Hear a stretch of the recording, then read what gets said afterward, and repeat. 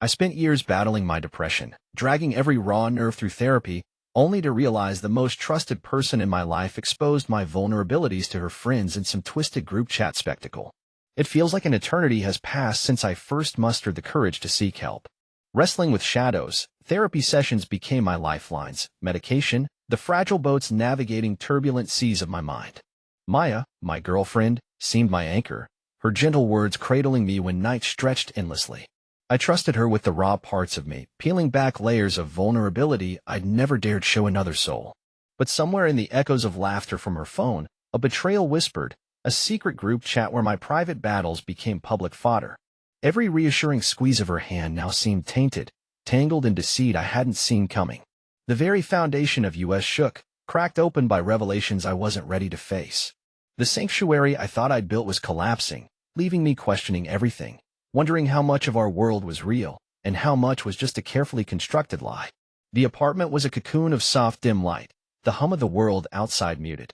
I nestled into the sofa, the fabric warm under my skin, feeling that rare kind of peace that sometimes visits in the late evening, when the day's demands have finally fallen away. Maya stretched out beside me, her presence familiar, a lighthouse in my choppy sea. She laughed, and it washed over me, a sound I used to think could cure anything. Her phone was a restless creature tonight, buzzing insistently on the coffee table. I watched as she picked it up again, read the glowing screen with that smile, the one I loved, where mischief danced alongside genuine delight. But then, how swiftly it altered its nature, turning razor-sharp, like a sword cutting through the quiet. I wasn't trying to pry. My eyes, drawn by habit or curiosity, I'm not sure, caught the words before they had the chance to dissipate off the screen. There it was, irrefutable and bare, my name, surrounded by laughter and tears I hadn't intended to share so publicly. Details of my therapy session, my own confessions exposed, ridiculed in the group chat like an old joke packed with fresh wounds. My throat tightened, a fist squeezing there, making it hard to breathe. Maya, what's this? I heard myself ask, more curious than confrontational, disbelief piercing through a fog of resignation. My voice barely rose above a whisper, yet it felt as if just speaking those words released a storm into our room. Her look of confusion was brief, a distortion before it morphed into something more complex, shifting like clouds across her face. "Oh, it's nothing. They're just being silly," she replied, brushing it away with a nonchalance that felt as painful as the message itself. Her words, once a comforting balm, now felt like salt rubbed into an open wound, laughter and light betrayal mingling on her screen. I couldn't grasp how the safe, private place I had carved out was now being mocked. The intimacy that therapy demanded, exposed this way, felt like a violation. A redness spread across my cheeks, hot and relentless. "You told them?" I asked, trying to keep the waver out of my voice, but failing.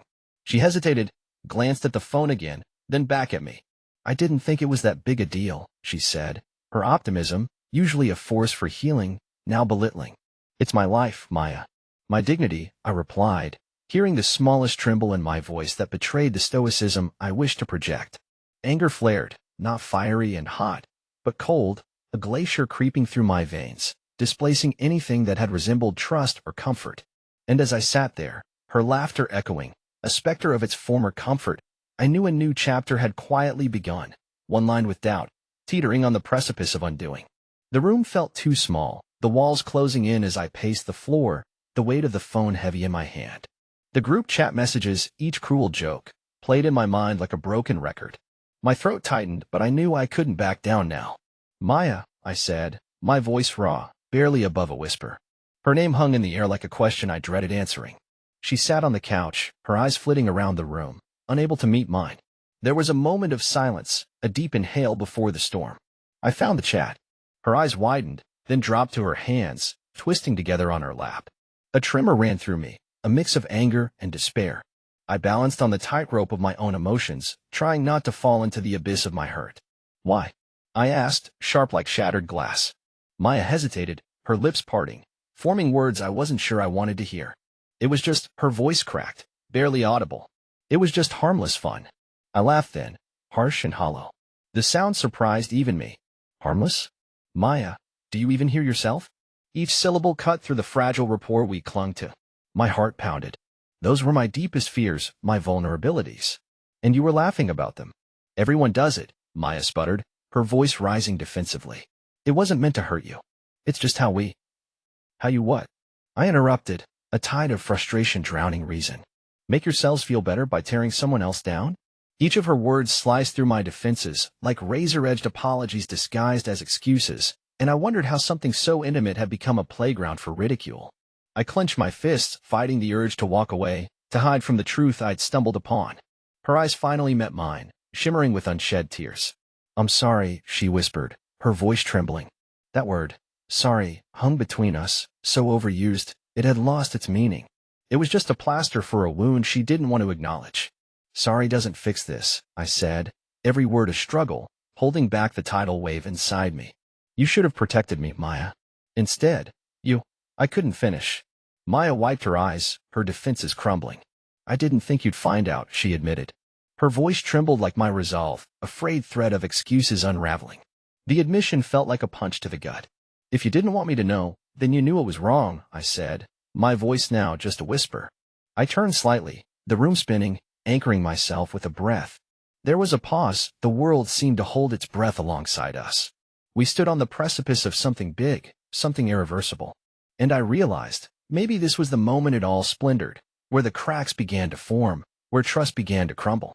The world seemed more monochrome than ever. Even memories of us together were now tainted with the specter of her laughter, a bitter patron echoing in my solitude.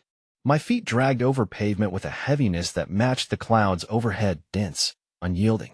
I walked the familiar path to work, but everything felt skewed, askew, like living in a slightly wrong parallel universe where nothing quite fit. Inside the coffee shop, the air was warm, swirling with a bittersweet aroma that did nothing to thaw the chill beneath my skin. I queued up, barely noticing the cheerful chatter bouncing off walls. It was like watching a movie on mute. The world vibrated around me, while my insides were silent, eerily still. My turn came up. Just the usual, I mumbled, attempting a smile. It must have resembled a flickering light bulb about to die. The barista nodded, no recognition in her eyes. To her, I was just another worn face in a sea of morning rituals. I picked up the coffee, its warmth uncomfortably scalding against the coolness inside me. Taking the first sip, the bitter taste almost jolted me back to the present, but all it did was deepen the pit I seemed to be falling into. As I walked back outside, the city seemed to rush past me in a blur of urgency I no longer felt. Passing a couple holding hands, I almost stumbled, my heart lurching with the memory of Maya's fingers intertwined with mine, a sweet anchor now severed. Her ghost was there, hidden in innocent gestures of strangers, a relentless companion in my isolation. Work was a procession of faces, voices, tasks that I performed with mechanical precision, every action isolated from the one before it, and yet connected by an invisible thread of anguish. Joshua from accounting was recounting his weekend plans, words flitting around me like gnats I could not swat away. Are you even listening, dude? His question snapped me to attention, but I couldn't fake interest. Yeah, sounds great. I lied, the syllables crawling their way out of my throat. Lunch never tasted so hollow. Each bite of the sandwich was cardboard, a reminder of every meal shared with Maya, each one a little ceremony of intimacy, now devoured by doubt. By evening, the weight on my chest expanded, gravity pulling me into the earth. The walk home was punctuated by echoes, memories of her laughter, every whispered conversation now betraying its innocence, razored with secrets. The betrayal was alive, a beast nesting in every corner of my mind, looming shadows in my heart beating dully in rhythm with my footsteps. The apartment was empty, void of her presence, yet filled with it in a cruel paradox. The couch still had the indent of her body, the air perfumed by her lingering scent, a fragrance-turned dagger.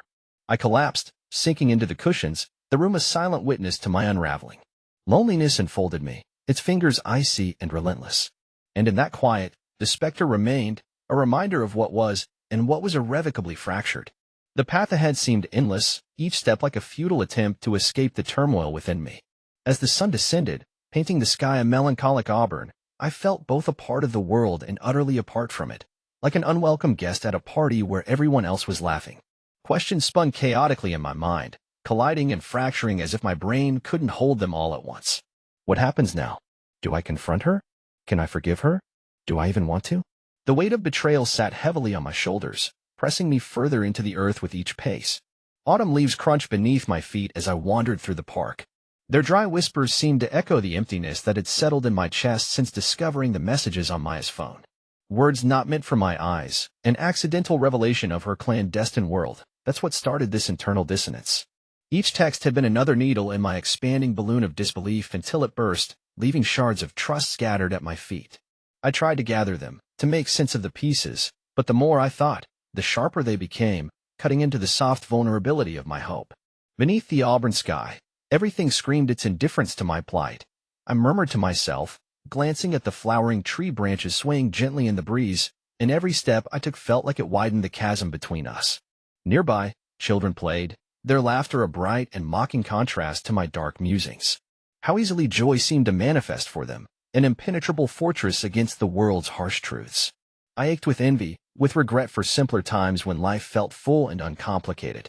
As darkness approached, shadows stretched like long fingers across the pathway, reaching out to pull me into the night. I could imagine Maya in our apartment right now, perhaps oblivious to the tempest she'd stirred inside me, or maybe just waiting for it to pass. I didn't know anymore if I wanted to crumple into her arms or demand the truth shouted at my face. A brisk wind, unlike the flimsy summer breezes, brushed over me, raising goosebumps on my arms and scattering the leaves into a frenzied dance around my feet. It was as if nature itself was conspiring to amplify my desolation, to magnify the solitude that now defined my relationship with Maya. What does it mean for us? For what we planned, dreamed, shared? I found that no answers came in the cool whisper of the twilight wind. Only more questions, laced with a bittersweet longing for clarity. I stopped, staring at the horizon one last time before turning back toward home. The path glowered in the dying light, each step forcing me closer to a confrontation I wasn't sure I was ready to have. But I knew I couldn't keep walking forever. The dining table had once been our haven, where laughter flowed as freely as the wine. Tonight, though, the air felt suffocatingly thick, like there were invisible walls pushing us further apart with each passing second. The clink of cutlery on porcelain was deafening, an unending reminder of the growing void between our eyes. I could feel the weight of unsaid words pressing down on my chest, heavy like lead, making it hard to breathe. I poured the steaming soup into our bowls, careful not to spill, as if this was a performance, my opportunity to convince both of us that everything could still be like before.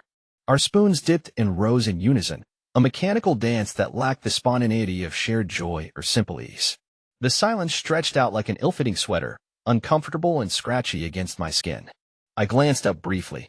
Maya's eyes were fixed on her bowl, her fingers twisting the napkin into tight spirals. She used to tell stories, vivid tales of her day that painted pictures brighter than any artist could. But now her words were boxed in, locked away, leaving only the harsh strokes of tension across her face. I wanted to reach out and touch her hand, to break through the chill in the room with something warmer than the soup we were pretending to enjoy. "Do you remember our last trip to the coast?" I finally asked, my voice sounding foreign in the quiet. A small attempt to ignite a spark, a flicker of the connection we once shared. Her eyes met mine briefly, a flash of something, regret? Before she looked away again. "Of course," she said, her tone soft but distant. "The stormy weather, the wind in our faces." Her words held a brittle quality, like glass on the edge of shattering. The storm had been incessant back then, but it felt more bearable than the quiet storm between us now. I forced a smile, but it felt hollow, lacking the warmth I wished I could summon. I missed that feeling, I admitted, more to myself than to her. Her gaze flicked up again, and for a moment, I thought I saw a glimmer of the old understanding that used to come so effortlessly between us. Yet the moment passed as quickly as it came, leaving behind an emptiness that the clinking cutlery only amplified. We were both so focused on trying to maintain the act, that everything was still okay, but the truth lay in the silences, the pauses too long to fill. Dinner ended too early and too late, a strange paradox of time stretched thin and hurried. As we cleared the table in quiet synchronization, my heart ached with the knowledge that this was the new normal, an uncomfortable dance around words that wouldn't come, fears that couldn't be named. The facade of normalcy was slipping, revealing the fragility beneath. The night wrapped around us like a velvet shroud, its stillness punctuated only by the soft murmur of crickets. I sat on the back porch, the slatted wooden chair creaking gently beneath me, feeling as if the darkness went on infinitely. It was somewhere between too late and unbearably early, a time when most of the world was tucked safely in dreams, but I was wide awake, my mind a tempest of thoughts. I heard the familiar shuffle of footsteps beside me, the scrape of another chair being pulled close. Jack settled into it, his presence a comforting weight that anchored me. He didn't say anything, just waited. In the shadow of past battles fought, his listening ear was a lighthouse, guiding my emotions into something I could finally grasp. My mouth opened before I knew what to say, words spilling out as if the silence had pried them loose. I feel lost, Jack. So damn lost. He nodded as if my words were the most natural thing in the world. The quiet outside seemed to amplify the rhythm of his breathing, steady and calm, encouraging me to keep going. I thought I had everything figured out. You know, life, work, relationships. But now it's like I'm trying to hold sand and it's just slipping through my fingers. Sounds lonely, Jack murmured, his voice barely a whisper against the enveloping night. More than anything, I replied, surprised by the crack in my voice. The admission hung between us, shivering with an unexpected truth. With the night as my witness, it was easier to let my guard down. Everything I had been afraid to face during the harsh light of day seemed malleable here, in the chiaroscuro of moon's thinning beam. Jack shifted slightly, his silhouette merging with the shadows. What do you need to change? A simple question, yet it hit me like a bolt of lightning. My mind raced, frantic seconds stretching into something that felt like clarity. I need to stop running away. From everyone. From myself. I need to stop pretending everything's perfect when it's falling apart. He remained silent, his presence solid and unwavering. I think I've been afraid that if I stop pretending, I'll be left with nothing, I continued, the confession laced with painful honesty. But you're here. You're talking about it. That's something, Jack said. His words mingled with the cool night air, resonating deep inside. I felt a shift, subtle but profound, as if I had finally dared to lay a piece of my soul bare. Thanks for being here, I said, my voice steadier now, brushing the edge of calm determination. Jack nodded, a small, knowing smile tugging at his lips, his eyes holding a warmth that was unfaltering. The night began to recede as my heart found its rhythm, aligning with his steady breaths. As silence reclaimed the night, I knew I wasn't alone in this. Not anymore. The air felt heavy, as if it too was holding its breath, waiting for what was inside me to spill out. I stood at the edge of the room, watching the rain trace erratic patterns against the window. My heart pounded, each beat amplifying the resolve within me. I'd rehearsed this conversation countless times, threading each word with the courage I wasn't sure I possessed until now. Maya sat hunched on the couch, eyes darting between her restless fingers and the dim glow of her phone on the coffee table, an island of light in the shadowed room. Her presence could be a storm, but today, I willed myself not to be swept away. I took a deep breath, steadying the tremor in my voice. Maya, we need to talk. The words emerged clearer than expected, carrying the gravity of a ship's anchor. She looked up, eyes unreadable, a mix of readiness and reluctance. What's on your mind? I moved closer, feeling the resistance of the past clinging to my skin like fog. We can't go on like this, I began, each syllable a stepping stone over a turbulent river of emotion. Like what? Her tone was defensive, but there was a crack in it, a fracture I was determined to widen into understanding. Without boundaries, without respect for each other's space. I paused, meeting her gaze, igniting the truth between us. I need privacy. If we're going to make this work, I need you to see me as someone separate from you. Entitled to my own world. The silence stretched, a silent vacuum sucking all sound. I watched her expression shift, the walls of her inner fortress poised between crumbling and holding firm. I pressed on, my courage gaining momentum like a runaway train. I can't keep losing myself trying to be what you want. I need to hold on to who I am, even if it's frightening. Her fingers stopped, her eyes fixing on mine, vulnerability peeking through the fortifications. And then, just for a moment, I saw it, acceptance, an acknowledgement of an unpaved road we could still walk together. What if I can't change? She whispered, her voice wrapping around the confession like fragile chains. I'm not asking for a change overnight. My voice held steadiness as I laid bare my demands. Just respect my space, and learn to trust that space, even if it's separate from where you stand. I could almost see the words weaving between us, stitching a fragile map to an unknown future. Slowly, she nodded, the tension in her shoulders slackening just a little, as if testing a newfound release. In the quiet that followed, I felt it, a newfound strength, a certainty that this conversation was the foundation of something that could be rebuilt. It wasn't perfection, but it was a start, infused with a cautious optimism that whispered promises of tomorrow. The apartment was hushed, a rare moment when my breath seemed to echo off the walls. My feet moved slowly across the carpet, feeling the uneven texture under the toes, a tactile reminder that I still had a tangible world to connect to even as my mind drifted. I stared at the tumble of books and personal artifacts strewn about, remnants of a life that had felt so unchangeable until recently. There's a quiet strength in this chaos, I tell myself, a hope disguised as disorder. I picked up a torn photograph from the floor, edges frayed, a hint of an old smile captured in happier times peeking out. It's a memory I don't need anymore, and the tearing of it releases a small sigh from my chest. There's power in letting go, more than I ever credited before. I set the pieces down gently, like honoring the past without holding on to its weight. A faint light from the setting sun filtered in through the blinds, casting warm stripes on the wall, creating a chiaroscuro effect that felt deeply personal. I couldn't help but trace the lines it painted on the walls with my fingers, a dance of light and shadow that almost mimicked the inside of my head. Piece by piece, I stitched together the tapestry of my identity, stronger for the scars now woven into its fabric. The fabric felt real and new. Across the room, the old armchair appeared out of place, stuffed into a corner. A relic, both in physical form and of memories that made their home inside its worn cushions. My hands, almost automatically, began rearranging furniture, small shifts here and there, aiming for comfort, aiming for a new chapter. It wasn't about the armchair itself, but the control, the agency over my space. It was a declaration that this was mine again. As I worked, the scent of lavender from the nearby candle mixed with the faint aroma of old paperbacks I paused to inhale, each breath a calming practice, a balm for the wounds nobody could see. I could almost taste the anticipation for something fresh, not quite on the edge of my senses but growing nearer. My phone buzzed on the counter, briefly pulling my focus to the screen, tempting with its digital promises of escape and distraction. But today, I placed it face down without another glance, intent on the tangible, the here, the now. When I finally sank into the repositioned chair, a quiet satisfaction settled into my bones. The warmth from the setting sun cradled me, an intimate acknowledgement from the universe that even amidst a disarray of life, there's beauty. It was a reminder that healing is slow, a series of quiet reconnections with oneself. Just maybe, I mused, it's these little patches of growth that create the strongest armor. With a final deep breath, I felt the stirrings of resilience rise from within, promising that tomorrow I would wake a bit more whole.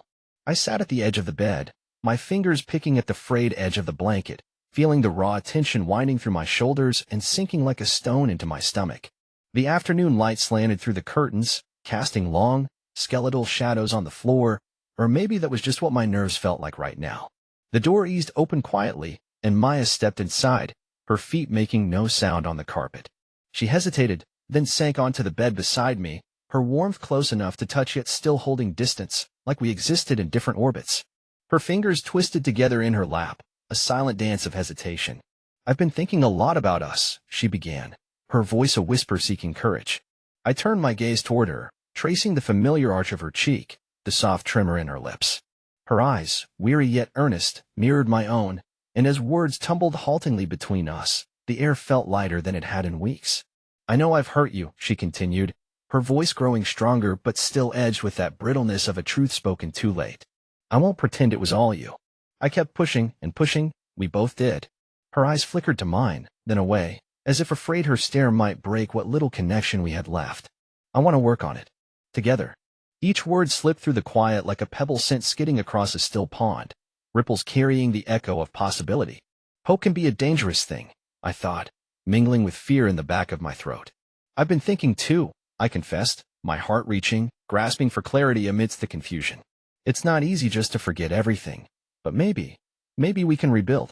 Maya nodded, a fragile smile playing at the corner of her lips. It was a smile I recognized, a shared code from times when life felt less like a battlefield. She reached over, taking my hand in hers. There was a softness to her touch, a sincerity that lingered in the space between us. For a moment, everything else peeled away, the arguments, the lonely nights, the silence that stretched like a chasm. In that moment, there was just us, two people trying to find a way back to each other. "I miss this," she murmured, eyes closing briefly as if savoring a long-lost fragrance. "Us, talking like this." I squeezed her hand, feeling the warmth seep into my skin, my heart softening slightly. "Let's go slow," I suggested, feeling the words settle into the room with quiet assurance.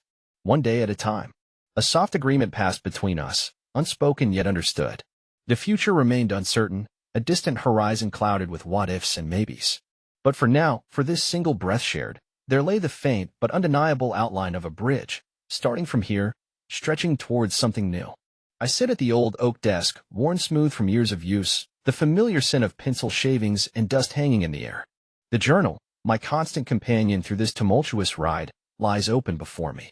Its pages are stained with tears and triumphs, each line a testament to the journey I've survived.